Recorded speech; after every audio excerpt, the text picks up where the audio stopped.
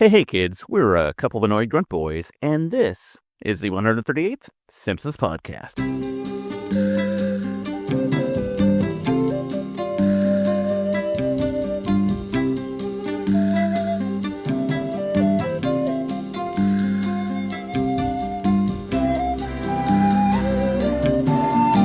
That's right, where the podcast explores the animated sitcom The Simpsons from seasons 12 and beyond, and the newest ones when they're available. Why do we do it like that? Well, an entity known as the Wheel of Random has trapped us and forced us to watch the show in such a manner, and we already watched season 11. I say we because I am one annoyed grunt boy named Steve, and with me, as always, is the other annoyed grunt boy, Craig. Hello, Craig. How's it going this week? It's going spectacular. Woo! Yeah. Are you in the festive holiday spirits? We are getting there. We have a Scandinavian Christmas tree that just looks like Tetris. I made some candy cane ice cream. You know what's great about the candy cane ice cream is after you eat it, you don't have to brush your teeth because your teeth are already peppermint clean. I've been eating it morning and night just for that very occasion. And you don't need mouthwash either because you got the ice cream. You can just gurgle it. And it's perfect because you can eat the ice cream, smoke a menthol, your breath smells great. It's true. Drinking some peppermint schnapps. I've just been kissing old people all day long, and it's been great. Speaking of wonderful times and kissing people, we are entering a monumental occasion this week with the 800th episode, but we're about to have another monumental Simpsons thing with the Simpsons movie. But it was reported this week that the release date is being moved back to, Labor Day of 2027? Move forward, not back. Right. It's daylight savings time. Because originally it was supposed to be in the summer, correct? Now, do you know why it was supposed to be July 23rd, which is a great day and a great month. Indeed. But apparently they don't want it to compete with a Minecraft movie 2, which, as we know, Steve's favorite movie is a Minecraft movie 1. Have you ever played or watched the movie? No. I don't know Minecraft that well, as I'm an old. But every time I'd hear somebody talking about it, it just seems like the boring part of games. Like, I hate, customer characterization. I hate building stuff. I get that it's supposed to, be imaginative, but no, I've never. Have you ever messed around with the Minecraft? I've had, a 10-year-old boy come over my house, and I've watched him play it. Okay. That sounds weirder than I want it to be. Did you, bring a six-pack of Mickeys, or was Chris Harrison there? Can I watch your episode on MSNBC? Sorry, MS Now? Sorry, yeah. Thank you for correcting that. No, friends of the family, she came over with her kid and, we're all drinking probably. We're being adults and and the kid's here, entertain yourself. And he's playing Minecraft and, I'm watching him because I'm I don't know what this video game is. And it's just, it just looks, I don't like it. I played with these video games with these graphics when I was your age, kid. Graphics get better. Why do these low again, I'm an old man screaming at a cloud. But yeah, never watched the movie, never played the games. Some people say I look like Steve, not you, but Steve, Jack Black from the Minecraft movie. That's the character I could easily be for Halloween. And probably kids would love me. Is that something that you really want? I guess so. Steve, did you just order me a light blue t-shirt to wear? Maybe. Okay. But yeah, not interested. Of course, we're adults. I'm just trying to think of when I was a kid, that all these movies that you want to see, right now as I record, Five Nights at Freddy's, again, another game I didn't play, but kids are going to see that movie. It was the number one movie in the box office, right? And theaters not dead because of things like this. Kids still want to go to the theaters. I love that. And so even though they're not my movies, this is still going to be a big movie, and I appreciate that. Even though, again, don't care. But as long as it's making money in the box office and people are going to see it, I'm cool with that. I thought Minecraft was about that time that somebody tried to steal Adolf Hitler's American cheese. Right, thank you for that. Minecraft? Who would come up with that joke? A horrible, horrible person. Someone from a podcast months ago. See, I forgot about that joke. Well, because in the sequel, it's going to be his good pal Himmler. He's like, that's Minecraft too. Anyways, okay, all joking aside, I think it's silly for the Simpsons movie to delay to Labor Day because if I'm a parent, which I am, although my daughter, she'll be 2 when Minecraft movie comes out, but she won't care or know what it is. But I'm thinking like us millennials or Gen X parents, keep the Simpsons movie out because you do the old thing. Okay, kids, you go into theater 2 that has Minecraft, and mom and dad are going to watch the adult cartoon called Simpsons Movie 2 in the next theater. Like, it just makes sense. Yeah. Like, that's what parents and kids did back when we were, growing up. I remember like going and like, all right, go watch the Jetsons movie while mom and dad go watch Hunt for Red October. Yeah, I was like, I want to go see the Transformers movie, and my dad was like, I want to go watch my favorite movie as a kid, the train going more forward. But yeah, so I don't know. I guess that just gives us like we have to wait till a couple more months. But I guess that's fine. Maybe they're doing some. I don't know. But we're still getting the Simpsons movie too, and I'm still excited about it. It'll be as. What's the last movie you actually were excited for? By the way, I would say it's probably Friendship, the Tim Robinson movie. Was interesting. Yeah. And I was pleased with it. I know it didn't like change the world or anything, but I thought it was a really good movie, and it was what I was hoping for. But before that, aside from like animated Spider-Man movies, I haven't been really excited. Did you see Friendship in the theater? I did. Okay. Yeah. I'm trying to think I'm always excited for like a Ghostbuster. Mm-hmm. I think I'm less excited for a Star Wars these days. Like even like my, besides the Simpsons, like my favorite franchise is still like Star Trek. But even when like a new show is about to premiere, I'm like very like there's gonna be a Starfleet Academy show that's coming out. And I'm like not that excited for. I guess that's a TV show or not movies. I honestly at this point, all I'm really excited for, besides the Simpsons, is I'm excited for like my jam right now is Welcome to Derry, the It prequel TV series.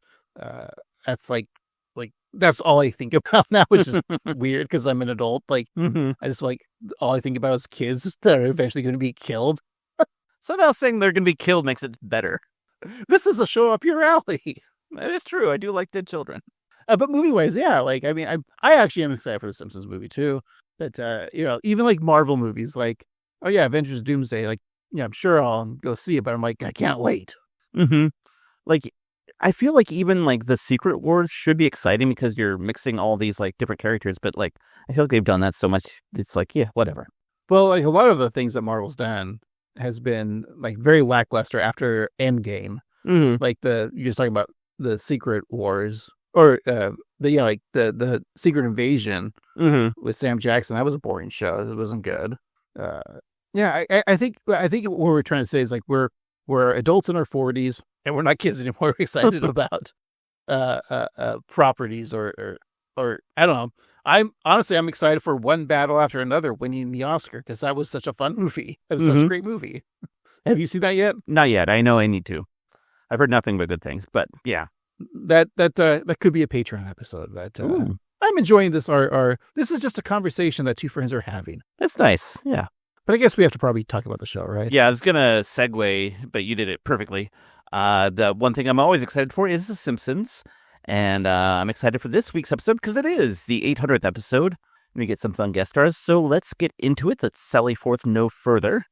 Let's talk about this week's episode that I have the title in front of me of Guess Who's Coming to Skinner, in which, when Principal Skinner discovers that one of the students is a runaway who has been living in the school library, he is forced to take the snarky, difficult kid into his own home and is forced into a role he never expected or wanted, being a parent. So let's give that a watch, and we'll be right back.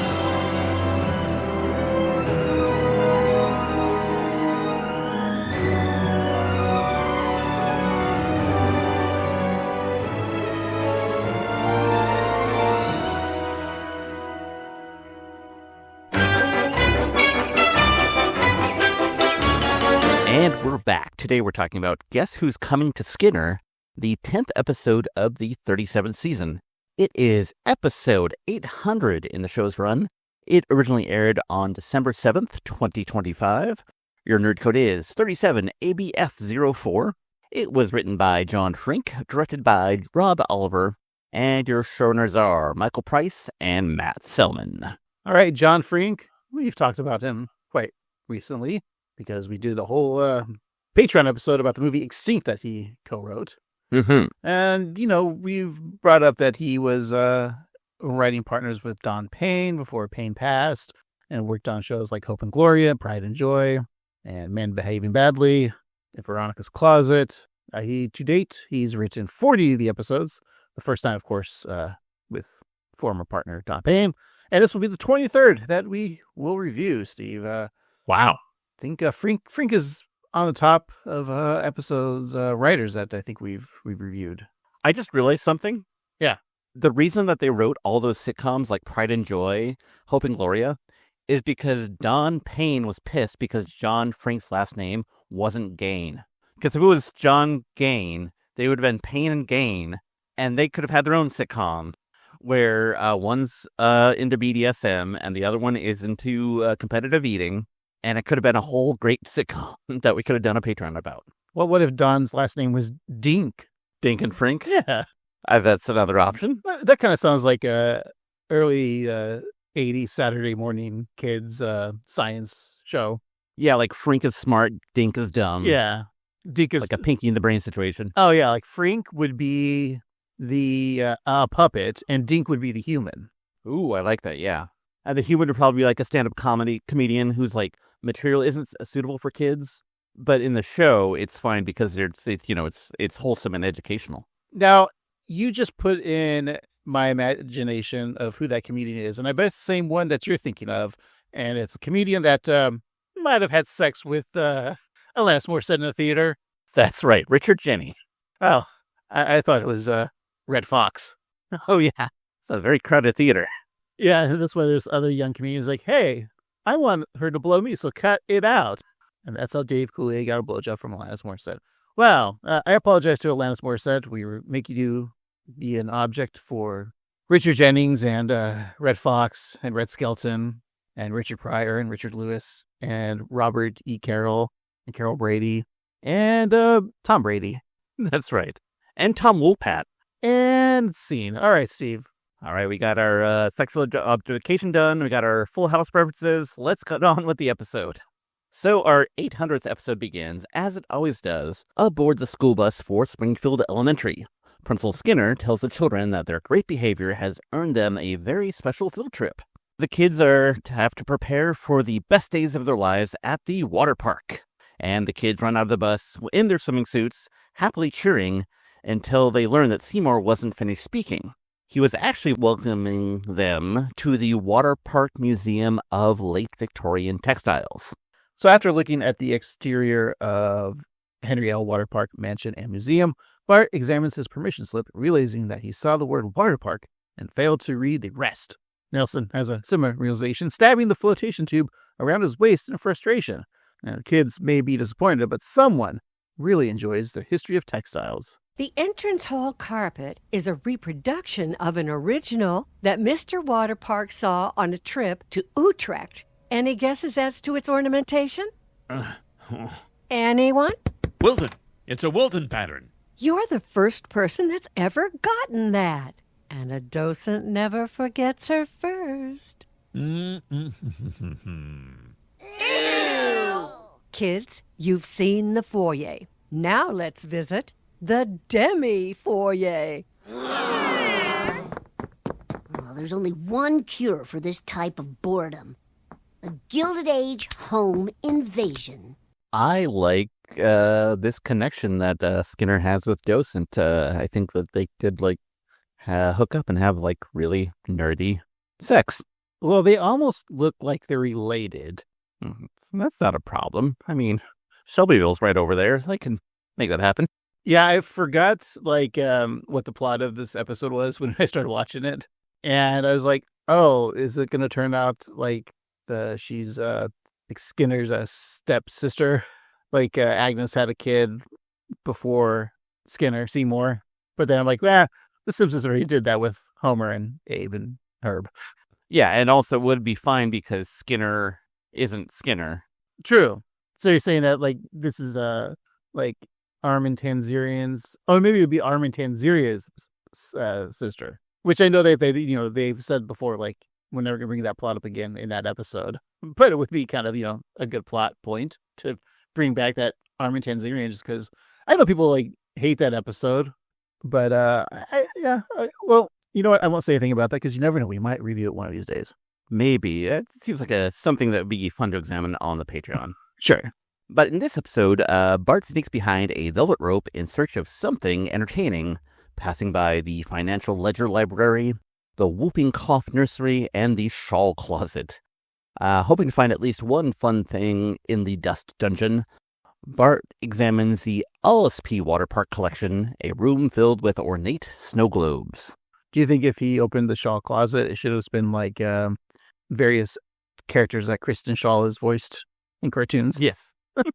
Because they did historically spell her last name wrong, so that would make sense. And we reviewed that episode, yeah. Well, picking up a globe depicting Big Ben, Bart shakes it, happy to be playing with something. Meanwhile, the docent gives Seymour consent to feel the perforations on her Edwardian sable felt. Ooh. Have you ever been to a strip club and a stripper says, "Would you like to feel my Edwardian sable felt?" Oh, yeah. I had to throw down extra shillings for that. So as the two dorks flirt, Bart shows off his something to the rest of his kids. So the students of Springfield Elementary delight in checking out the various snow globes and the magic each one holds inside. Nelson is eager to make it snow over the lighthouse in St. Augustine, but gets a little too excited, dropping the glass orb and shattering it. So Bart witnesses this and declares a snow globe fight, and so the rest of the kids follow suit, hurling their globes. I like how these kids have never seen a snow globe. Mm-hmm, they're very fascinated by them, yeah. And I think it's because, we grew up with, I feel like, our parents' or grandparents' generation, snow globes were a big deal for some reason. Mm-hmm. I just remember, my mom having them, my grandma having them. Yeah. And I feel like Gen Xers and millennials probably don't give a shit about that stuff. So if we're following the timeline that Homer and Marge are millennials now, that and all the kids in Springfield, their parents wouldn't have snow globes. Yeah, I feel like as a kid, our parents and our parents' parents probably had these kind of ornate snow globes that were made of gold and they had a music box in them, whatever. I feel like when we were kids, there would be tchotchke shops and bullshit stores that had plastic snow globes that would have a penguin wearing sunglasses or something that aren't like this. They're just something you put on your dashboard or your desk at work that are just shitty and have no, they just make it snow. I remember, I said, yeah, I remember being a kid and if a parent or grandparent was, on a vacation, they came back and here's a gift. And it's a little crappy plastic snow globe from Montreal, Canada. Mm-hmm. I do like Martin's though. It is the man, Moon Man face with a rocket in the eye. That is cool, yeah. Oh, should we review that movie for our Patreon? Ooh, that could be fun. Could it? Well, we can also do the Smashing Pumpkins music video that takes it off too, and that's another 2 or 3 minutes to talk about. Or we could just have a snow globe fight. Ooh, that does sound like fun. All right. Well, Seymour enjoys the decadent warp, and the docent invites him to twiddle the weft. Ooh. No, Steve, I don't have a list, so I didn't say left. I said weft. Their semi-erotic appreciation of the 19th century furniture is cut short by Bart yelling, "Eat globe!" So, seeing the scene, the docent feels that she needs to faint, staggering past the settee and then the divan before passing out on the appropriate fainting couch. That's a very funny scene. Yes. Also, the snow globes, I do appreciate the animation of the snow itself. I'm sure computers were involved, but the flickering of them it's very attractive. Ooh, don't get horny over here. Give me a docent. So Skinner calls for an end to the horseplay and for everyone to put their globes down. But Bart hears this moment a little bit too late, as he has already thrown his globe into the air. He shouts, "Heads up," which Skinner assumes to mean, "raise my head," and his misguided obedience results in a snow globe to the face. At the Lenny Leonard Wing of Eye Trauma Center for Springfield General Hospital. It's a great joke. But are we spreading ourselves a little too thin having 2 Lenny eye jokes back to back from new episodes? Maybe. They've got a couple of issues with jokes in this episode in general, which we'll get to. Oh boy, I can't wait. So Seymour Skinner emerges after several weeks. He's had 5 eyeball surgeries and 2 lid grafts. He has rods, but no cones. What he does have is a sense of porpoise. Even though it's the last day before spring break, I had to come back so I could say the words every principal dreams of saying. You are garbage parents! Garbage parents? Even me? Yes, both of you spawned that snow globe hurling monster. He said heads up. And I raised my head accordingly. Please, Principal Skinner. Bart's not a bad kid. If only you could see my special little guy the way I do. Come on, Marge. Bart's the devil and you know it. Anyway, it's your fault for taking an amped-up psycho like that to a water park. It wasn't a water park. Oh, I didn't read past the first word on the permission slip. Oh, you parents are the same. Take credit when your kids succeed and make excuses when they fail. It's disgusting. It's because of parents like you that I hate children! So we always, at the end of the episode, do a goodbye. I'm Craig, and we say a line from the episode. Mm-hmm. I pretty much know what Steve's line's going to be, and it was from this clip. And at the end there, Steve, was that going to be yours? No? Well, I guess we'll have to wait and see till the end of the episode, right? Yeah. That's, yeah. I do like the beginning when Homer was dumbfounded that even him was a bad parent, according to Skinner. Yeah. Who, me? I don't agree with him, but I understand Skinner's logic about he lifted his head when they said heads up. When I'm walking down the street and a bicyclist says on your left, Okay, Dustin Hoffman. I'm walking here. Okay, Christopher. When they say on your left, I tend to hear left. I'm like, oh, I should go left. And then I run into the biker. So I understand his confusion is what I'm saying. But also his eye full of snow globe snow is Cool. it's kind of cool. Seymour apologizes and tells the kids to have a great spring break. When he arrives at home, he finds a note from Agnes saying that she's sorry that she didn't visit him in the hospital, but no mother wants to see her son. End of sentence. That's good. She goes on to say that she's headed to Atlantic City with Jasper for a month of nonstop poker and perhaps some card playing if there's time, which is... I didn't know that Jasper was getting some Agnes Strange. I just like how Agnes is telling her son, I'm just going to be gone for a month to fuck. Bye. And he even makes a note of it in the letter with It's fine because she's not really his mother, so it's fine. She could talk that way. Mm-hmm. So yeah, speaking of that, he's reading about his mother's sexual proclivities. Skinner wishes he could wink. He then realizes that he has the whole spring break to do whatever he wants.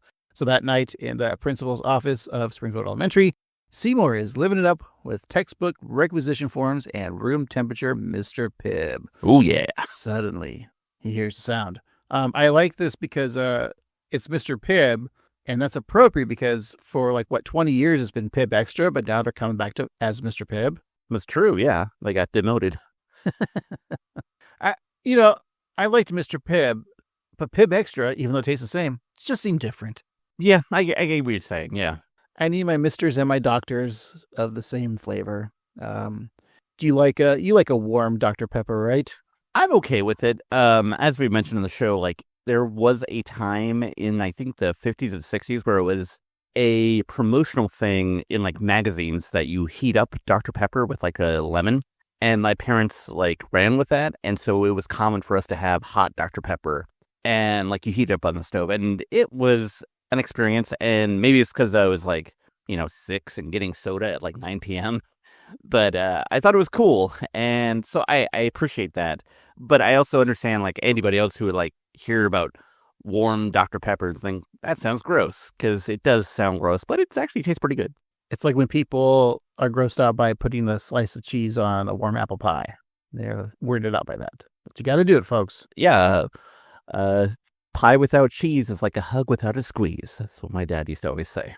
And a sneeze without a tissue is like a issue without a issue. Here, play with this ball. Thank you. Alec Guinness. There's another clatter, and Skinner believes he doesn't hear a who, unlike Horton, but rather a what. He bangs on the door of groundskeeper Willie, which still has a heart-shaped sign that says still married. Nice bit of continuity there. And Seymour is looking for backup, but it seems that Willie is a little preoccupied. Go away! I'm about to score with my wife! But there's a creature loose in the school. What'd you see, so man? Our Scottish Scrabble game can wait. Now go kill a frightened, defenseless animal that stumbled into the world of man.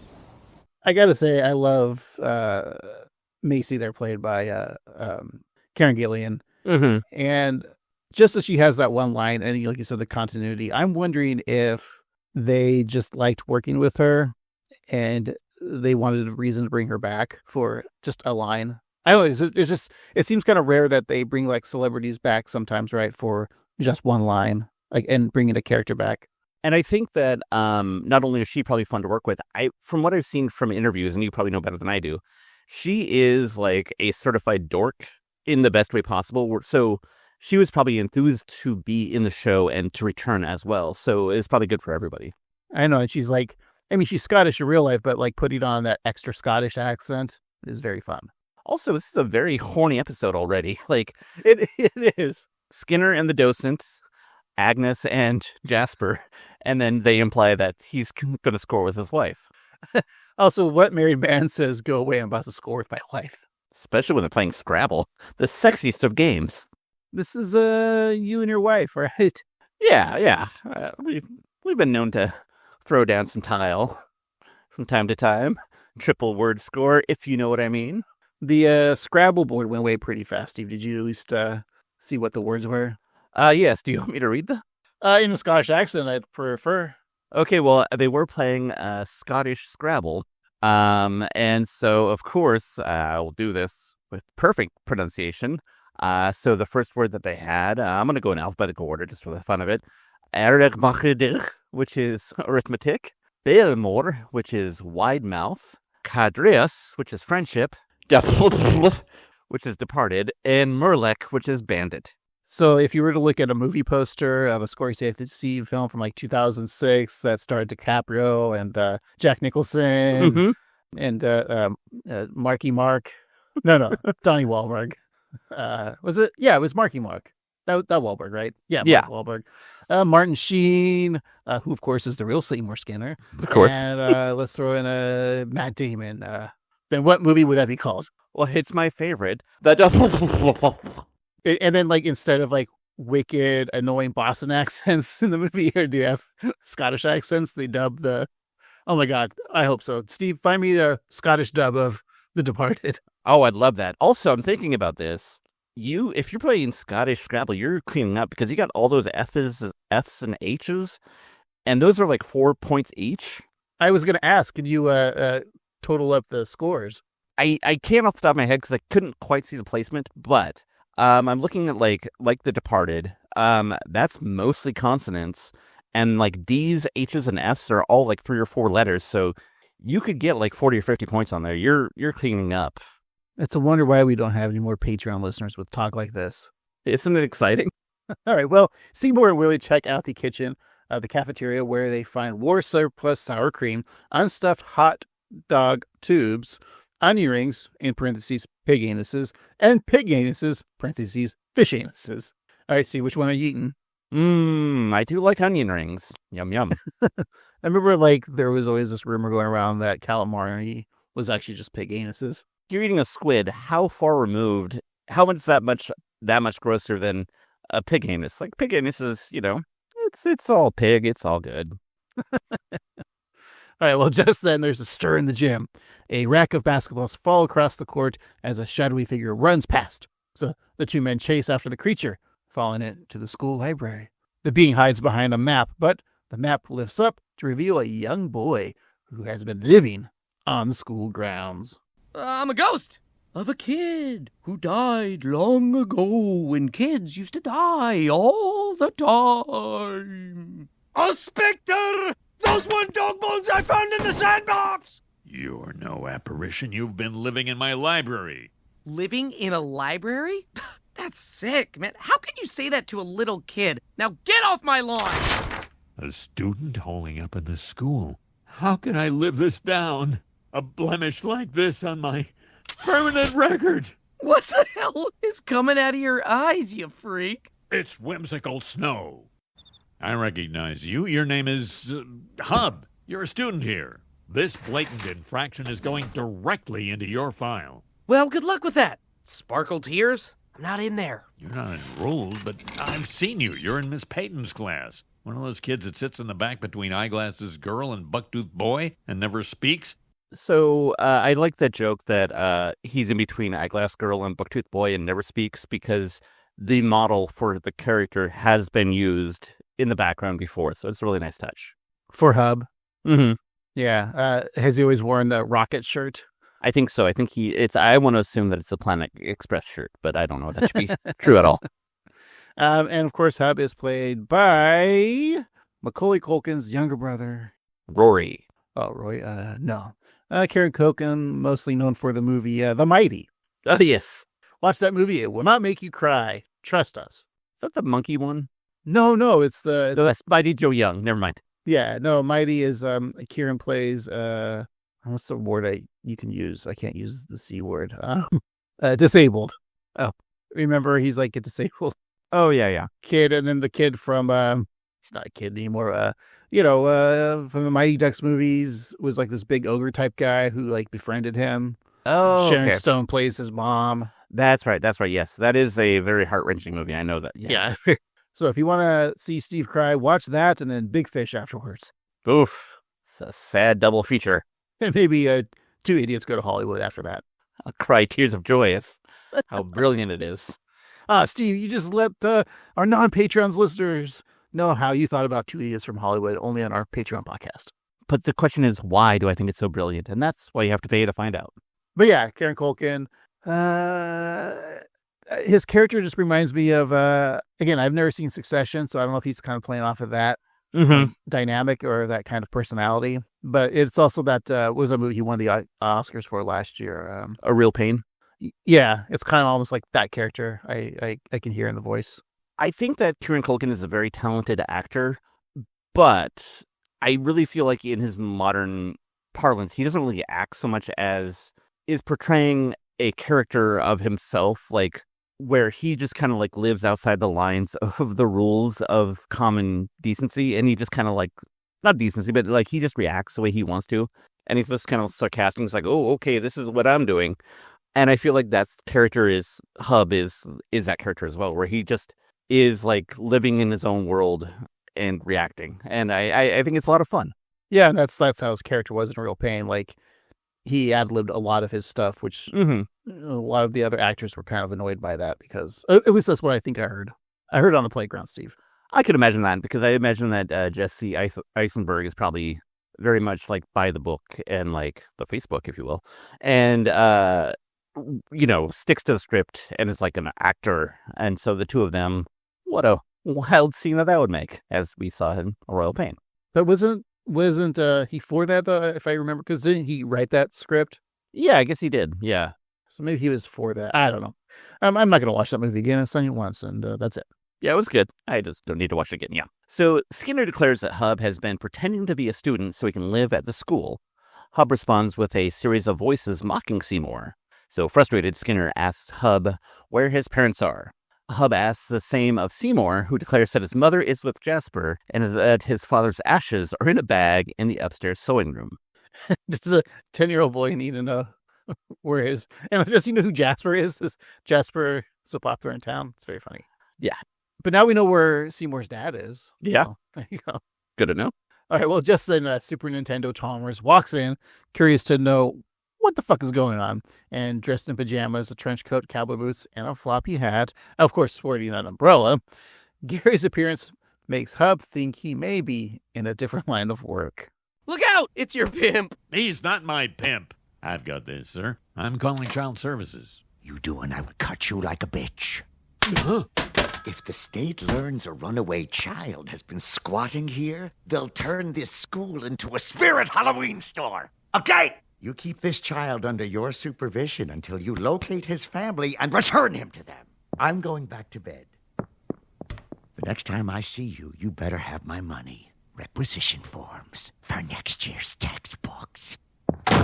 You can tell he really values you. Don't get comfortable. You're only here till I find your parents. Look, Principal Skinner, you're not going to find them. They're dead. Oh, my lord. I'm so sorry. It was horrible. Their hot air balloon drifted over North Korea on Kim Jong-un's birthday and was hit by a celebratory ICBM. Outright fibbery. Oh my God, you are so dumb! How did you live this long? The beginning there with "I will cut you like a bitch" was so out of left field from Chalmers. I like him as a pimp. It's a lot of fun. I will say, though, and this is like one of my reference comments about the jokes in this episode, I think that the blank is getting so close to being shut down, it's going to be a Spirit Halloween, is coming close to becoming joke jail.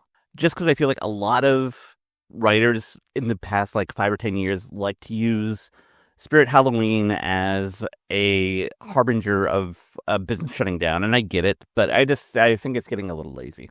Oh, no, I agree. It belongs in jail, much like everyone on Epstein's list, even you, Steve.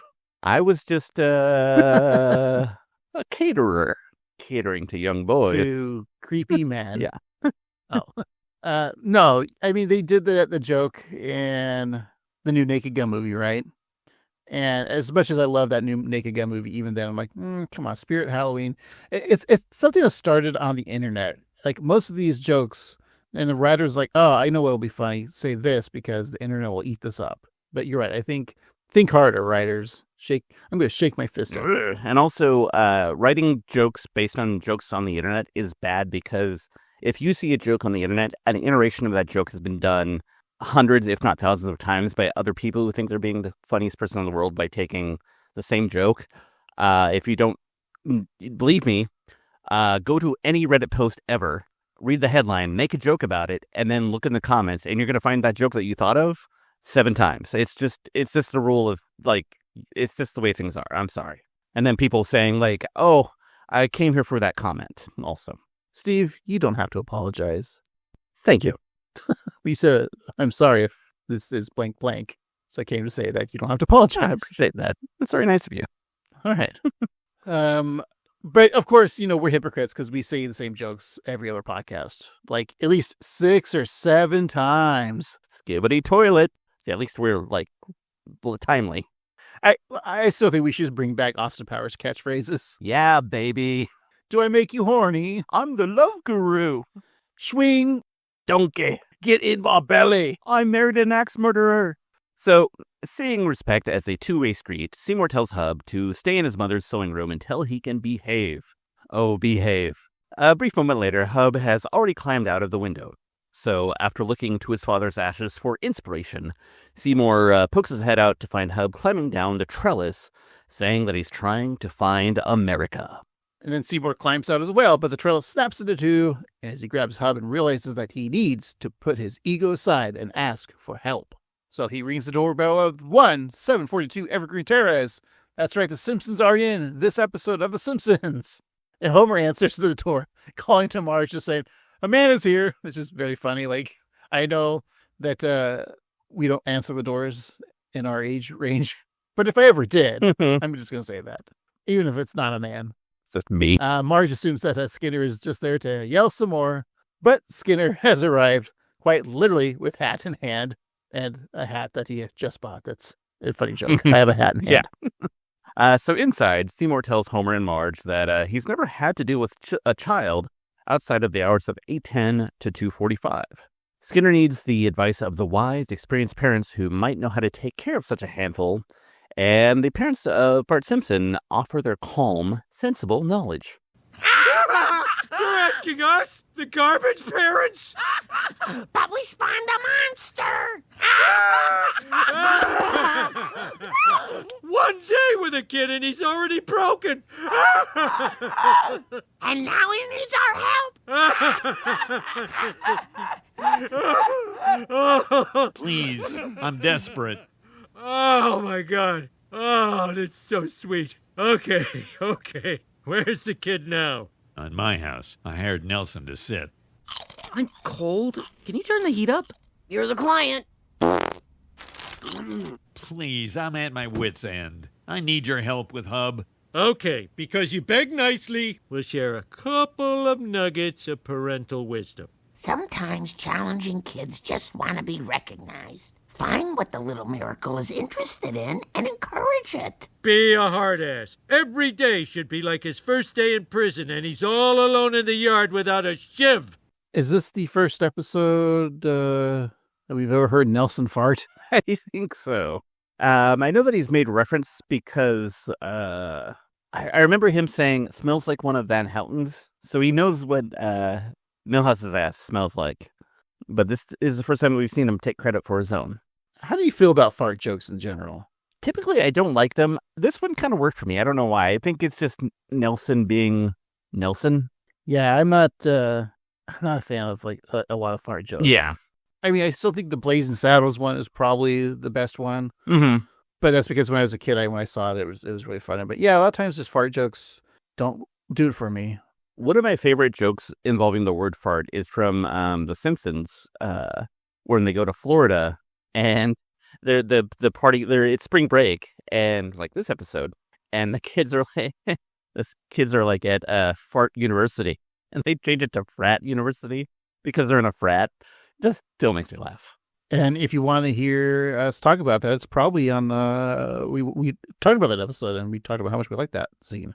The episode Kill the Alligator and Run, which many people hated, but we found joy in it. That's right, and it had our favorite musician in it, Kid Rock.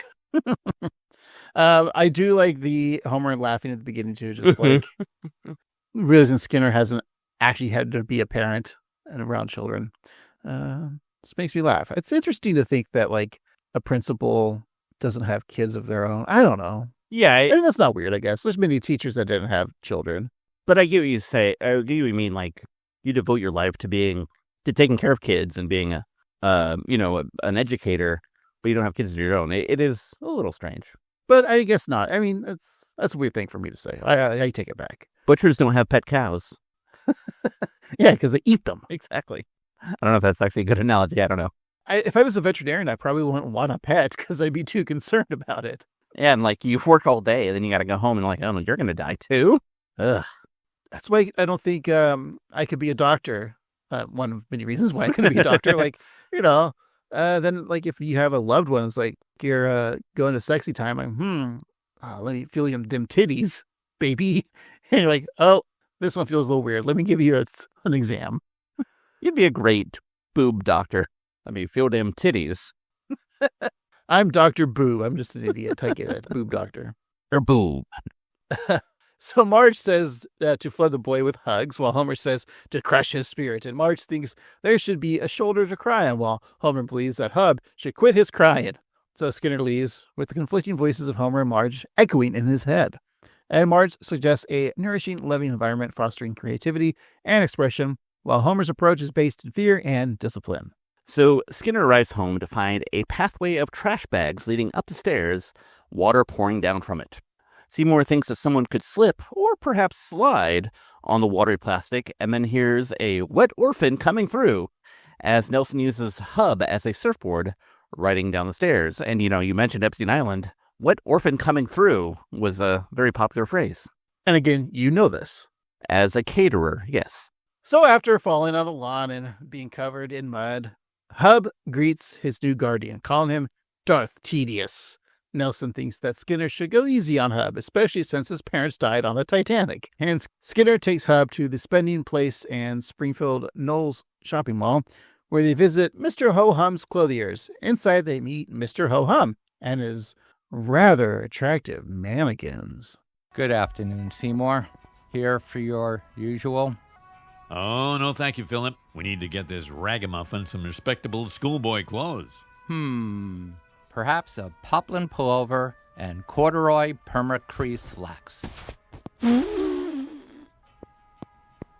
The world's most boring loser is making me dress just like him. His house smells like old lady pee, but he's so used to the smell that he can't smell it.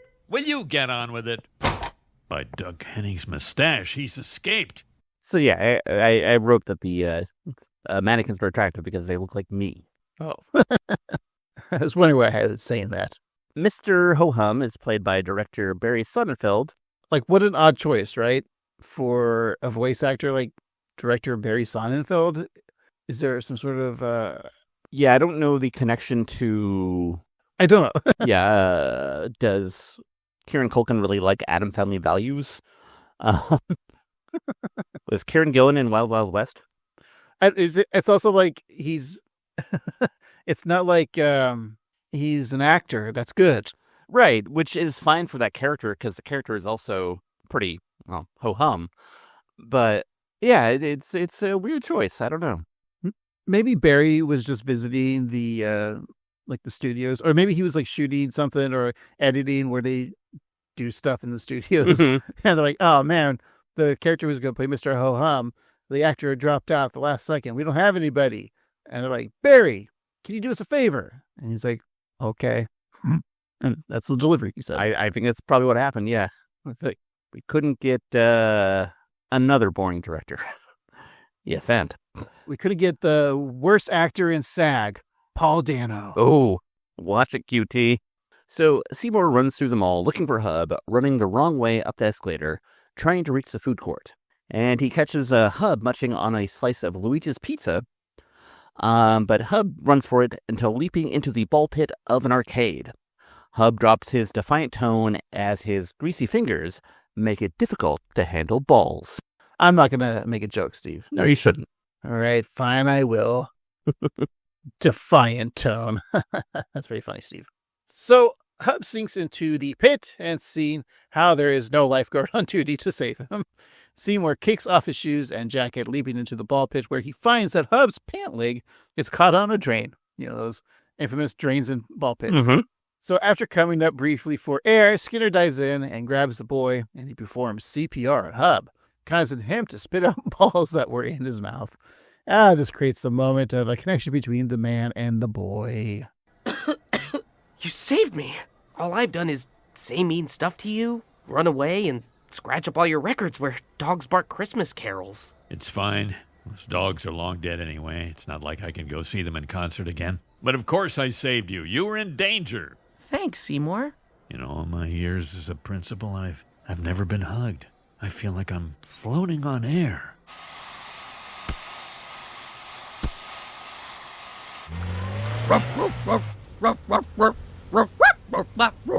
Oh, that's marvelous. You're very talented. Look out, Barry Como. Oh, I like how you know people I've never heard of. Spoken like a young mortal. And might I say, he stands like a Rory Calhoun. He really does.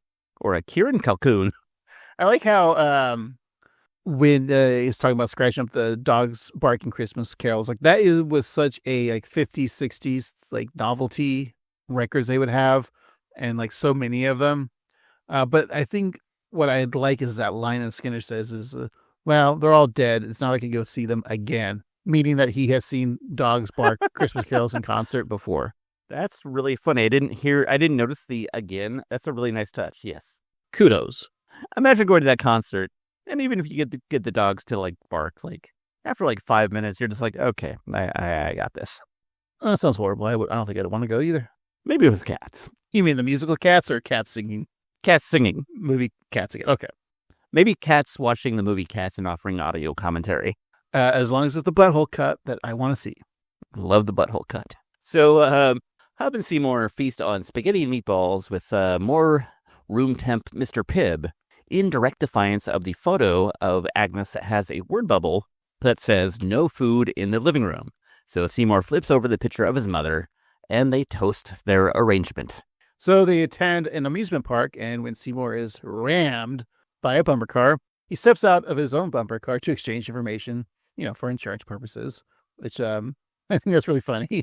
Well, you're not supposed to get out of a bumper car, but I think it'd be funny at the end of a bumper car ride, like doing this with like some stranger. Like, I saw you bump me a couple times. Here's my insurance information. That'd be kind of funny, dude. What do you think the people will do? I don't know. Yeah, I think it's good. Would this be a good impractical Joker bit? Oh boy, with Saul and the rest. You know, is there a guy named Saul? There's Saul, there's Q, there's Murr, and then the disgraced Joe. Oh, Joe. What'd Joe do? I don't know. I think he sexually assaulted someone. Oh, that's worse. Yeah, okay. That's impractical. So at the arcade, Hub plays an itchy and scratchy pinball machine. while Skinner opts for a machine featuring Meet the Press. Hey, it's the oldest TV show that's still on the air, right? Meet the Press? Yeah, I think so. And I could see Skinner liking that, maybe nice double ball game for Brian Hassert. It's still not the best Simpsons video game, though. I still like My Dinner with Andre video game. Tell me more. I think someone on the internet actually made My Dinner with Andre game because of The Simpsons. You might be able to find that. I would play that. Yeah. All right. I do think it's funny that they're getting, this is the second arcade that they've gone to in this episode. Because when they're at the mall, they went to one too. Like, where's all these arcades? Yeah, they still exist. Like, okay. I know you don't get out much, Steve, but it's true. There is a mall in our area that still exists. And they have a bowling alley arcade. But, like, when you walk through the arcade, it's mostly a lot of, like, Japanese import games, a lot of claw machines, a lot of, like, the dancing type games, and a lot of, like, more carnival-esque games. You don't, in the arcade, you don't see, like, the cabinets with, like, Pac-Man or Galaga or Gallagher. Oddly, you do see Gallagher, That's too. those pumped watermelons. Yeah. and then a few handful of pinballs. There is, I've talked about it before, there is like this cool 80s retro arcade in, was it Hillsborough or Beaverton? It's a suburb of Portland. And everything is like 80s, like there's nothing above like 1989 or something like that for video games or pinball. So that's kind of cool. That is cool, yeah. So arriving at school, Seymour declares spring break is over, but it's the first one where he's actually had some fun. Now it's time to find Hub's parents, and Hub thinks that it might be easier said than done, claiming that his parents were on a Japanese game show where they drowned in a giant toilet full of salmon roe. And Seymour chuckles at Hub's fantastical falsehoods. Hub, meanwhile, is ready to take the role of lone wolf once again, returning to the background of Springfield Elementary. So as Seymour watches his newfound son mingle among the crowd, he sees a sign for auditions for the Springfield musical, Peter Rabbit. Thinking of Marge's advice to nourish creativity, Skinner is inspired. So in the auditorium, Dewey Largo berates those auditioning, but Skinner thinks Hub may offer something special. Nope, no talent, tone deaf. Dance 10, looks 3. Ooh, Principal Skinner.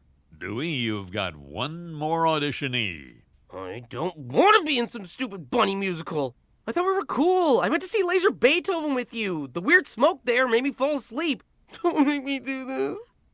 Be a hard ass. Make him do it. If you don't, I will. I'm not giving you the choice. You're a talented kid with untapped potential. Now get up there and audition. Why did I make Hub audition? He's probably dying of embarrassment in there. Seymour, you're a fool. You have a master's degree in education, but the parenting skills of a basketball. I'm sorry, Hub. Okay, I tried out, like you said. They hated me for being so awesome. I'm playing Farmer McGregor. I'm in 3 scenes, 1 with Peter Rabbit. I like how even potheads go to Laser Beethoven and just smoke a lot of weed. Because they made Hub. The weed smoke made him fall asleep. I know. I was like, I'd like to go to that. That'd be fun. Dun, dun, dun, dun. Yeah. And then you're done because of all the weed. Exactly. I think this is kind of a sweet moment where, Hub is, kind of apprehensive about auditioning, and then he does that whole, actor thing where, oh, nobody liked me because I did so good. Yeah, it's fun. He's proud of himself for being pushed. That's right. Out of his comfort zone. There you go. So, as Hub gives Seymour a big hug, Skinner realizes that he may actually be a good parent. So he looks at a nearby basketball saying, "How do you like me now, Spalding Dirk Nowitzki autograph special?" So then he throws the ball behind his shoulders and makes it a basket. Nothing but net. And some trivia here. Apparently, this only took 1 take. And Seymour got it in the first take. Yeah, amazing.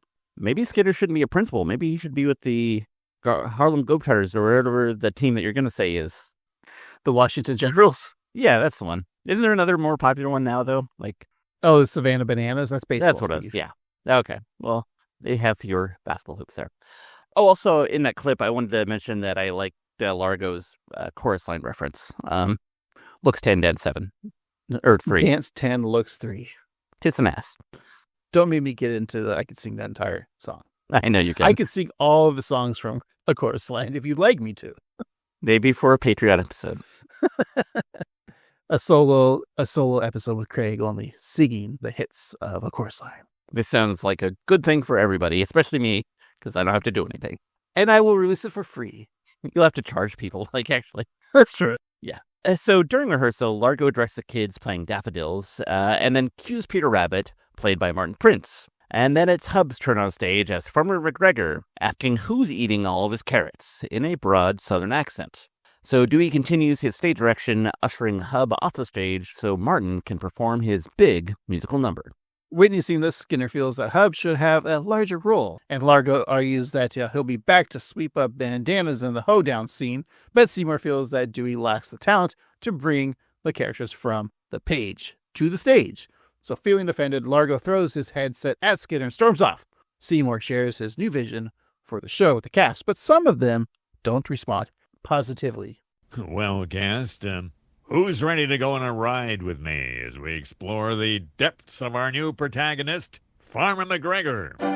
Okay, so the thing you guys don't get about Farmer McGregor is he's the best actor in the world and you're just a bunch of dumb animals. Now let's have fun with this. What the hell is this? Farmer McGregor only has 3 lines, and 2 of them are "Here comes Peter Rabbit." Me!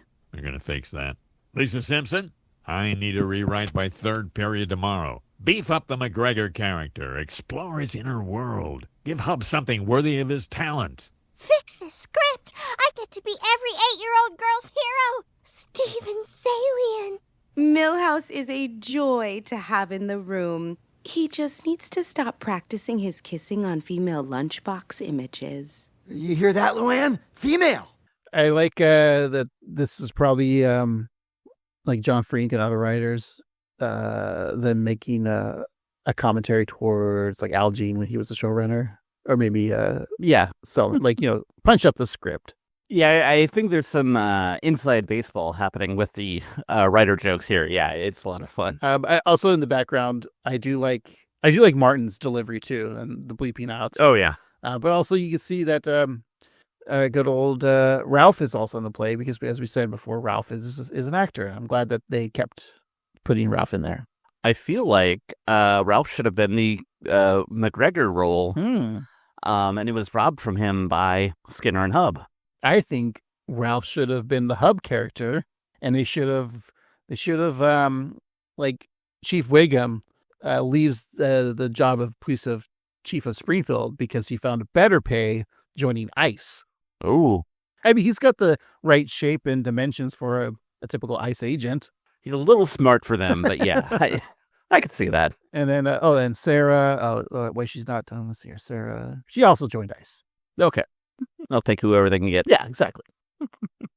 Also, I like that the Van Houtens are proud of Milhouse for his being a weirdo. Did you not kiss your Thundercats lunchbox when you were his age? I wasn't allowed a Thundercat, so I had a Garfield, and no, I didn't kiss it. You didn't kiss Arlene? Arlene was the girl cat. Right. Or Liz, the veterinarian who I always found attractive. Or Nermal. Was Nermal a boy or girl? No one knows. And it's a boy. Oh, okay. I think that. All right. So Miss Peyton finishes up her parent-teacher conference with the Van Houtens to find Seymour Skinner at her desk, complaining that the parents are thin-skinned and unable to accept feedback. And then it's Hub's parents' turns, but since they aren't around, Seymour volunteers to take their place. Miss Peyton's happy to explore the strengths that Hub has to offer, but first would like to examine his stretches. She tells Skinner that Hub was once quiet and unassuming, but getting the star role in the play has caused him to be a bit of a showboat. And Skinner reacts to this by telling Rachel that she's fired.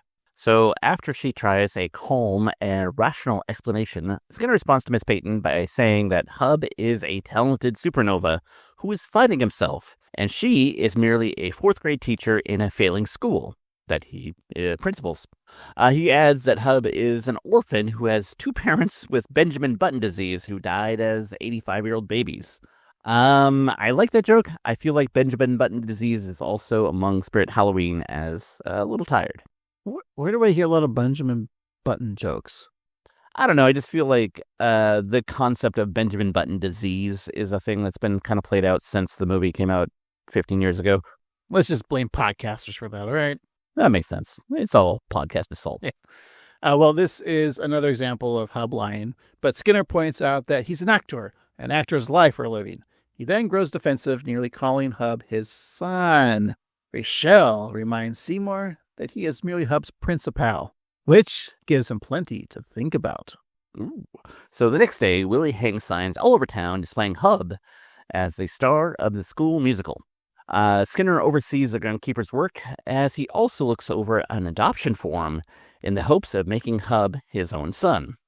And even Homer is happy to see that Hub is coming to town.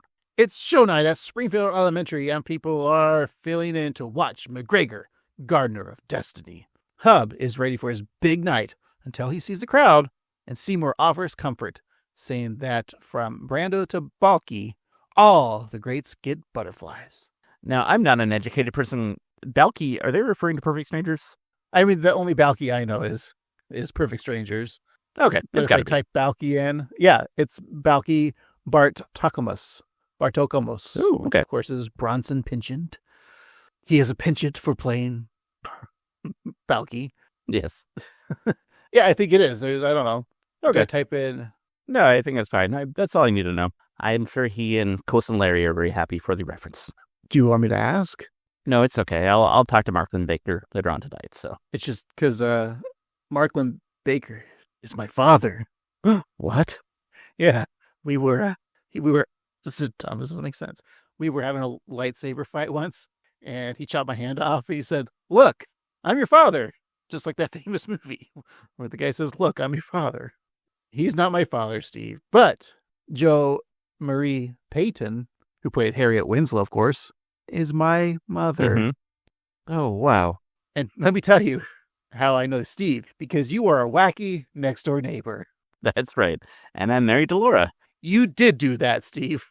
And when you think about it, it's true. Family matters. What a weird... we don't know where we went from there. Where are we at? Where are we on this show? I don't know. When it comes to reality, we're a bunch of perfect strangers. So they all get butterflies, Steve. He then hugs Hub, saying, "Break a leg, son." And as Seymour walks away, the adoption slip falls from his pocket, and Hub picks it up. On stage, Martin, as Peter Rabbit, lies in the spotlight, dead, as noted by the X's over his eyes. The other barnyard animals ask who will save the farm before chanting, "McGregor, McGregor, McGregor."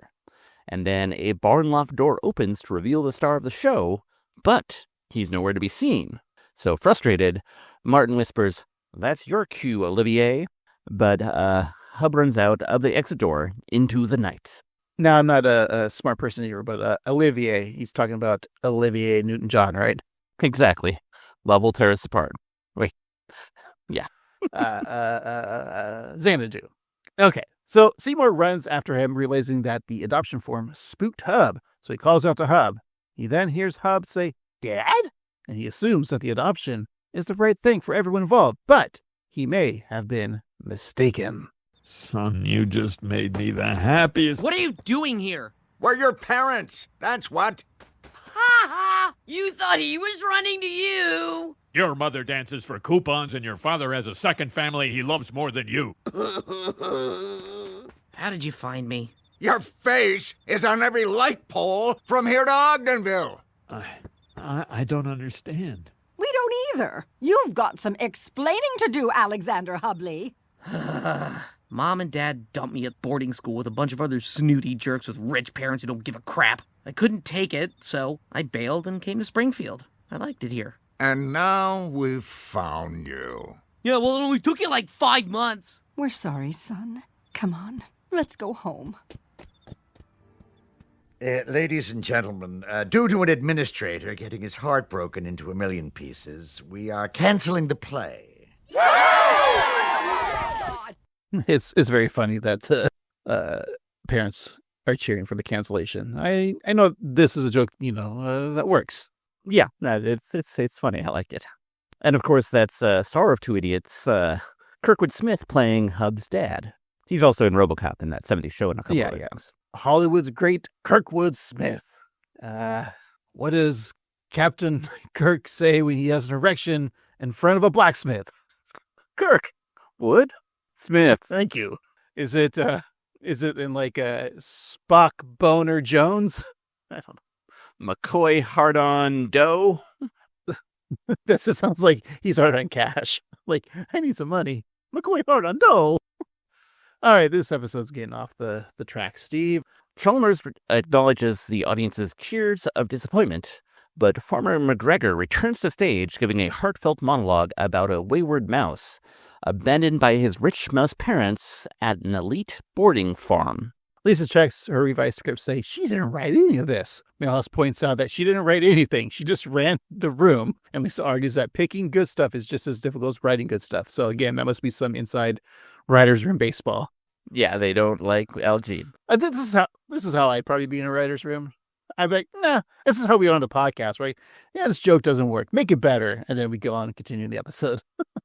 Yeah, we don't offer anything new. We just say, your thing doesn't work. So we'd be really great showrunners and producers. Almost as good as we are at podcasting and improvisation. Hub continues his emotional speech that is clearly less about a mouse and more about himself, who blended in among other students until an older mouse, Skinner, shared his cheese of wisdom and encouragement, allowing the mouse to spread his wings to become a magnificent Mr. Pibb drinking butterfly. Was Mr. Pibb a sponsor in this episode? I think so. So Hub wraps things up saying that he has to leave, but he'll never forget the kind mouse who believed in him, allowing him to see more. See more. The crowd cheers, and a single non-snow globe tear falls from Seymour's eye. Mr. Ho-Hum says, your son is terrific, and Buskitter and Hub's parents say, thank you. Seymour adding, that's not my boy. So as the credits roll, we get a peek into the writer's room of Springfield Elementary, where Lisa is asking her room how McGregor loses the farm in the first act.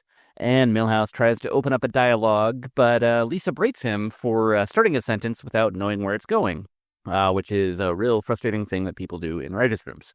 They have to stay late, but the writing staff have plenty of ideas for what to eat for dinner. And Lisa's frustrated with their pitches for, spaghetti meatballs or pepperoni pizza, and that's our episode. So yeah, that is all like the kid stuff they wanted. It was like a tuna fish sandwich or butter noodles and dino nuggets, which makes sense. I mean, they're not going to order like Menchie's or like Soup Plantation or the Salad Place.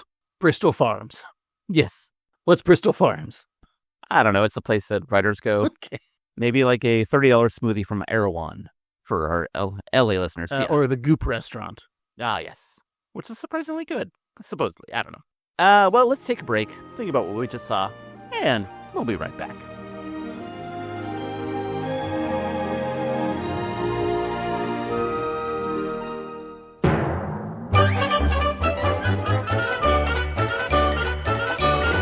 Alrighty, we're back. Let's finish up our discussion of Guess Who's Coming to Skinner. We'll talk about the things in the episode that we liked, things that made us laugh, things that we didn't like so much, and what we thought about the episode overall, and what we're doing next week. But before we do all of that, we like to give each other gifts from the episode that we think the other host would appreciate. And Craig, I've got some good things for you. So first of all, I've got you a snow globe with the moon guy from Trip to the Moon. So you mentioned that you like that. I got you a Meet the Press pinball machine, a case of room temperature Mr. Pibb, and tickets to go see Laser Beethoven. That's wonderful gifts. I always mention like the things that I like and products to see if that works as bait. So next week, I'm going to mention some things and see if those will be my gifts for the episode. Exciting. I can't wait to see if I remember. Exactly. That's the whole point. If I say something very weird, I want to see if that works. All right. Of course, I got you some stuff too. And like me, like you talked about Mr. Ho-Hum's clothery and how you really enjoy those mannequins that look like you. So I present you the 3 mannequins along with the Chuck Schumer collection. And for the hell of it, you can have the Chuck Schumer's niece's comedy special collection. Ooh, that doesn't really fit.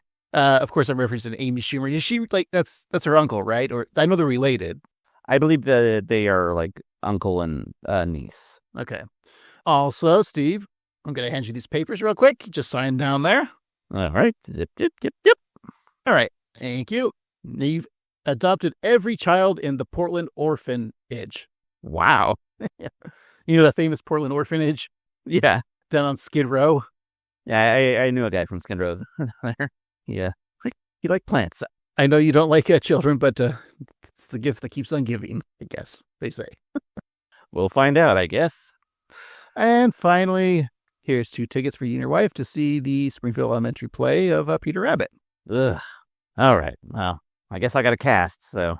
You do. They have all those kids. You do, yeah. Cool. Well, thank you, Craig. I appreciate that. Very kind things indeed. What made you laugh in this episode? All right, let's start off with the beginning. I did love the Skinner interaction with the docent. Of course, a lot of fun. And I love the kids, of course, being kids, and the snow globe fight. We got that great eye trauma center of Lenny Leonard Wing. I love that joke. Even though it might be borderline, are we getting too much Lenny eye jokes? I will say no, because I think it's great. Homer getting yelled at by Skinner, or the Simpsons getting yelled by Skinner, then vice versa. The same thing happens. I love the Chalmers coming and dressed like a pimp coming out of the rain, and a lot of the jokes, like the montage scene of him Skinner saving a hub in the ball pit, which is a giant ball pit. It's also cool that Luigi's has like a second store in the mall. I also find that we get to see his like mother as a cardboard cutout. Oh, you know what? Here you go. Luigi's mom is a cardboard cutout. There's another gift for you. Oh, very nice. Largo's sassiness. Of course, Martin might be one of the funniest scenes just because of him freaking out at the stage. And along with Lisa being the staff writer. I like those inside baseball jokes that they have for the writers bits in this episode. So, yeah, we'll go with that. MVJ. Oh, I had it. Who was it? Lenny is good. Let's not forget Agnes's letter was also great. That she's begging Jasper. I like to see if there's a Rule 34 of Jasper and Agnes. Look it up. But again, I think my favorite scene stealer, only in for like 2 seconds. Karen Gillian as Willie's wife. Just that whole scene. Great stuff. How about you, Steve? Yeah, I really liked the horniness of the first third of the episode. I love Docent and the Skinner and the Docent and Skinner is what I'm trying to say. Their flirting is really hot, really funny. I really like that Jasper and Agnes are getting it on, and then of course I really like the sexy night that Macy and Willie have playing Scrabble, which does sound like a pretty hot night to me. But that made me laugh. I really like Marge and Homer just completely laughing at Skinner when he asked for help. I really enjoy the writer jokes with Lisa. And I really like Hub as a character. I love his like sarcastic, smart-assness, and his like the lies about where his parents are. I think that's a lot of fun. But most valuable jokester, I really like, I kind of liked Nelson's kind of babysitting. I thought that was fun. But I think I really laughed the most at Skinner as Chalmers as a pimp, where he wants his money for the textbook requisition forms. Good turn of phrase. But Craig, what were your overall thoughts of the episode? So, we're going into this as being the 800th episode, and I feel like we're probably expecting some pomp and circumstance. Mm-hmm. But a funny joke is, that's what you hear when you graduate school. It's about school. We didn't really get any teases about like it's the 800th episode, and I feel like were they just in production order? They're writing these episodes. They're not thinking about that sort of thing. Sure. It was the 4th episode of the 37th season, and in the production nerd code production order, right? And it was probably like, oh, look, this episode's gonna be the 800th when it airs, or just do they decide which one's gonna be the 800th when it airs? I don't know. I feel like other past episodes like would reference it. Like we didn't even get like an 800th episode joke, like a billboard gag or a chalkboard gag. Right. Something even in the beginning when it says The Simpsons. So I'm a little disappointed in that. I don't know. You expect those things for like big anniversary shows or when they knock off a hundy. Mm-hmm. Maybe they're saving it for the big 900th episode. An interesting episode because it's a Simpsons episode, but yet it's not, because it's about Skinner wanting to adopt a son, which it's interesting that we haven't really kind of dealt with this idea before. I think the casting of Kieran Culkin, I like that because if you think about it, he's our age. So he grew up watching The Simpsons. He had to have. I mean, The Simpsons is probably was his bread and butter growing up. So I wonder if he was approached to do a voice and I feel like that's how we would be approached. We want you to be a character on The Simpsons. Oh, can I just one of those random kids that's always in Springfield Elementary can be one of those kids and just make that a character. So now in my head this whole time, if we see Hub, that caricature, always knowing that just for a couple weeks he's been there. Mm-hmm. Even Krabappel was a teacher that he's just skipped boarding school. I don't know. It's just a fun trick to play in your head or a thought. The episode though, it I feel like it could have gone certain ways. I was kind of hoping that it would be a Skinner. I want to see the Dossett and Skinner more. I think it'd be kind of a fun nerdy pairing. But then of course it's about the kid, and I don't like how you because I like change. And we've talked about this episodes too, where it showed in this episode that Willie's marriage stuck and they're still together. And we were talking about this last week too, how about TV shows always have to hit the reset button, and that's TV, I kind of would have liked to see maybe Hub's parents actually died and maybe Skinner, did adopt him, and we always know that Skinner has a kid somewhere in an episode. They don't have to play it off how Ling with Patty and Selma is just disappeared. Right. So you can bring it back every once in a while that Kieran Culkin could come back and him and Agnes would team up against Skinner. How funny would that be? The adopted son or the adoptive mother just ragging on their adopted son or adopted father, respectively. That's my punch up. See, Stevie asked for critical, if you were to change them. That's how I would change it. I like it. But there's some funny moments. I think it's my fault that I'm thinking 800th episode, there's to be something amazing. And it was just a perfectly fine cromulent episode. Like you said, there were some tired jokes, mostly about the spirit Halloween. But all in all, I think it was a fairly cromulent episode. If I give it a ranking, and I will, I did mention a movie that Kieran Culkin was in called The Mighty. It was, of course, based off the book Freak, the Mighty, written by Rodman Phil Brick, published in 1993. And Steve, the ISB number is 0-7857-6594-8. So out of that, I'm going to give this episode a 0-6757-4965-2. That's my ranking, Steve. What do you think? Yeah, I agree with pretty much everything you're saying. I think that this episode had a lot of good character work. I thought that, as I mentioned, Hub was a lot of fun. I really liked Martin's character, and I think that bringing Willie's wife is pretty cool. But all in all, this episode just felt a little lackluster, I guess is the word. And you mentioned it being a milestone episode of the 800th, and I think that is part of it. But also, I just feel like all the parts that have been done, we've seen before, kind of. I do think that it is interesting that we haven't seen Skinner interact with kids outside of Bart much. And I think that's a compelling thought, but I just feel like it was executed a little clunkily. I had fun with this episode, and I think it's a watch, but I just think it could have been something more. Maybe a more in-depth B-plot, maybe... I don't know. It felt a little rushed, and it just didn't quite hit as hard as I wanted it to. But that being said, I think it's perfectly fine. I'm not offended by it. It didn't bother me, but it is kind of one of the weaker ones so far of the season. However, if I did have to give it a ranking, a numerical ranking, the now defunct Modern Snow Globe Museum, which is no longer with us, sadly, it did not survive the pandemic, but before that, it did offer a whopping 198 snow globes on display. And so out of 198, I'm going to give this one a 135. Or you could have just said, this episode's like your dad. Dead? No, because you said you wish it hit harder. Oh, yeah. Stuck with that for 2 minutes after you said that. I'm thinking of the joke. Look, I think you said it And that's kind of the way I feel. I do want to point out a positive, though. I did see Maggie Simpson in this episode, so at least we saw her. That is true. And, when Homer and Marge were laughing, she joined on the laughter, and that was very cute. So I will agree with that. But yeah, I think the plot line I wanted to see, which I think is just one A story. There's not really a B story, like you said.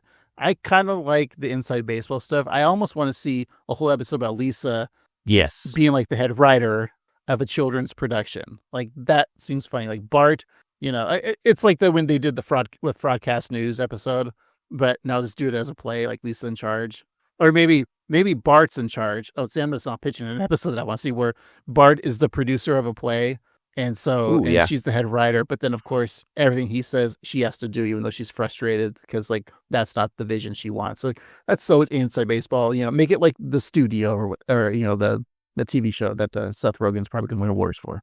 Yes, or Studio 30 on Sunset Strip, that great Aaron Sorkin show. No, I completely agree. I think that would have been a lot of fun. And just for your own curiosity, Craig, the score that you gave, the actual book is Advanced Practice Nursing Procedures, 3rd edition, by Margaret R. Coiler. It's an illustrated, easy-to-reference handbook with step-by-step instructions for 110 procedures performed by primary care nurses. So, there you go. That's funny because I just pick a random number and it's an ISB. That's hilarious. But, before I interrupted your great thoughts, you were pitching an episode, and leads me to think, what are we watching next week? We have yet another new episode. What do you think the title is? Well, this episode was called Guess Who's Coming to Dinner? To Skinner, which was a parody of Guess Who's Coming to Dinner. I did mention my love of that movie, The Mighty, of Freak the Mighty. So I think we're going to be a parody of Freak the Mighty. And of course, it's going to be called Frink the Mighty. Ooh, I like that. Yeah, 2 Frink episodes in the season. That sounds like a great episode title. However, next week's title is Parahormonal Activity. What do you think that's about? Parahormonal activity? Yeah, not Homer activity. Parahormonal activity. Oh, like hormones. I see. Okay. So para, the prefix of para, of course, is, beside, alongside, right, near, or beyond, maybe. Okay. Alongside. I think it's the episode that we've been waiting for our entire run. Since episode 1, Dial N for Nerder, when we theorized that Nelson and Martin would find love amongst each other. So, I think Martin and Nelson get their first wet dream together on a overnight school slumber party because Nelson, he's too poor to afford a sleeping bag. So Martin, of course, has like his giant sleeping bag because he's well off. And so he's allowed to sleep with, he said, Martin, come inside my sack. Like he'll say like a joke like that. It'll be very funny. And Martin's like, okay, Scuzzwad, or whatever you call him. And Martin's like, just to let you know, okay, I won't do his voice. Just to let you know, my family and I are practicing nudists when it comes to sleep, so I have to sleep naked. Of course. And Nelson's like, cool, me too, but I can't afford pajamas because I'm poor. See, this is right in himself. So they sleep naked together, and they sleep face to face because they don't want their butts touching because that'd be, as they say, gay, because, this is the 80s. And so then they sleep, they get boners, and a nocturnal emission all over each other. Do we continue? Maybe a B plot. So the B plot is Martin turns over to expose his B, and Nelson gives him his plot. All right, well, you're pretty close. So here's what actually happens. Set in the near future, Marge is competently coping with the hormonal onslaught hitting her now teenage kids when she's suddenly struck by a big life change of her own, leaving Homer as the last sane person in the house. Or is he? Now, we get a special guest star, one that we've had before, one John Lovitz, playing Artie Ziff. That's kind of crazy. So you must have recorded these lines before he died. I know. R.I.P. John Lovitz. It's so sad. Yep. But inevitable. Yep. We all die. We all saw it coming too. Yeah, of course. All right. Look, Steve, I know future episodes can be, what's the word I'm looking for? either you like him or you don't, right? Controversial maybe. But the fact that we get to see Bart and Lisa as teenagers, I like this because we usually see them as adults in future episodes, but it'd be kind of cool to see like teen Bart, teen Lisa. Yeah, and I've been kind of going through more classic Simpsons, Don't Tell the Wheel Random. And I always, like, one of the most underappreciated running things is the natural animosity that Lisa and Marge have against each other. And it always makes me laugh. And so I think Lisa going through puberty would, like, heighten that. And so that's what I'm looking forward to, is like them being sassy with one another. I think it'd be fun. Yeah, I'm looking forward to next week's episode. Definitely. Yes, and we are looking forward for you to listen as well. And that goes both ways because we want to hear from you. And so you can contact us on the socials like your Threads or your Instagram or even your YouTube at 138Simpsons. Or you can just email us at 138simpsons@gmail.com. And don't forget, we have a Patreon, patreon.com/annoyedgrumboys, where it's $5 a month and you get an extra episode a week. Now, it's not about The Simpsons. Usually we have done 1 or 2 Simpsons-esque bonus episodes, but usually it's a movie or TV show that's based off of something from this episode, like an actor or a writer. And this week we thought, hey, it's the season. It's the holiday season, so whoop-de-doo, hickory-dickory-dock. Don't forget to suck a cock. And is that how the song goes? That's how I've always heard it. Okay. And so we thought, there's plenty of characters in this episode. There's Karen Gillian. We could watch an episode of Doctor Who, like a Christmas one. But I'm going to make Steve start from the beginning for Doctor Who because of continuity. He has to watch them all. Or we can watch a Kurtwood Smith, That 70s Show Christmas episode. But we thought, it's the Christmas season. We wanted to kick back, relax, and not critique, rather just talk over something. And we've only done this once, and we're going to do it the second time. We're going to do an audio commentary to a film. And it is the Christmas season. And I think everyone's seen this movie. It's called Home Alone, starring Kieran Culkin, of course. Fuller himself, the star of Home Alone and this episode. So this Friday, pop in your VHS copy or your DVD or your Blu-ray or your 4K Steelbook copy, or check it out on our favorite streaming app. No, not Peacock, Disney Plus, to watch Home Alone with us. We're going to audio commentary, MST3 style. I don't know what you call it, but we're going to sit back, relax, and watch that movie. And you can hear us watch it too. That's right. We'll certainly riff on those tracks. I'm excited for that. I think it'll be a lot of fun. And hey, if you want to have fun, go to your favorite podcatching app, leave us 5 stars or the equivalent. But you don't need to write a real review. Just tell us where your parents went. And don't forget to check out our merch store at tpublic.com/user/annoyedgrumboys, because everyone for Christmas and Hanukkah needs a Annoyed Grumboys swag, like a shirt or a hat or a short or a sock.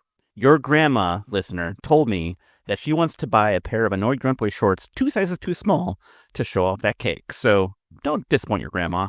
Give your grandma the thong she deserves. That's right. And on that note, for this week, I've been Annoyed Grumpboy Steve. And I've been Annoyed Grumpboy Craig.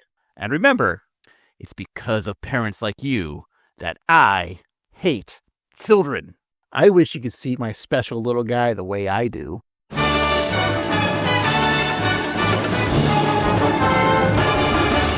Cut you like a bitch.